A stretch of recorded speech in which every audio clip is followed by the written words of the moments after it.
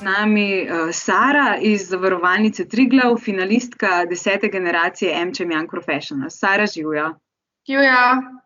Sara, najprej me zanima, delaš v marketingu.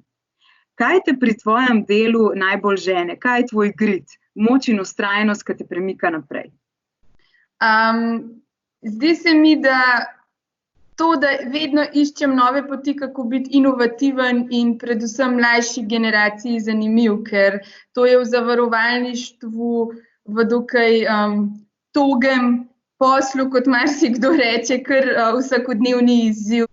Kakšne priložnosti pa vidiš v trenutni situaciji, ko se soočamo s pandemijo koronavirusa? Za kakšne premisleke je zdaj čas?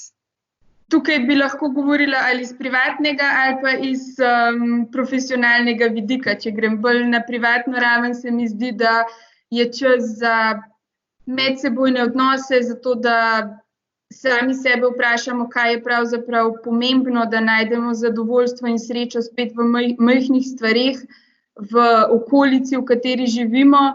In ne nazadnje to mislim, da moramo tudi preslikati v službo, ker to, da si zaupamo, da sodelujemo, da skupaj iščemo rešitve, se mi zdi, da je pomembno tako v partnerstvu, kot pa tudi v službi, v odnosu s sodelavci in s partnerji. Na kater projekt si v svojem delovnem okolju najbolj ponosna? Najbolj ponosna sem na projekt vezan na cestno preventivo. Zakaj? Zato, ker nam je uspelo povezati različne, tako zunanje strokovnjake, kot ne nazadnje tudi interno ekipo, ki prihaja iz različnih služb področij.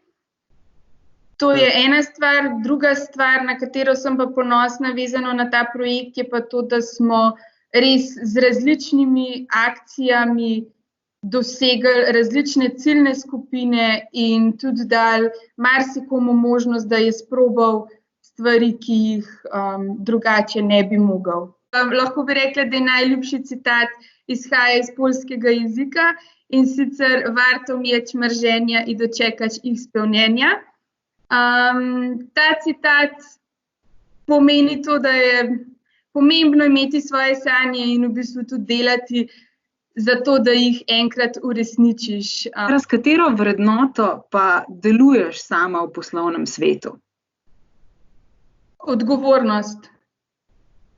Pa še tole me zanima, kdo je pa Sara, ko ni v službi?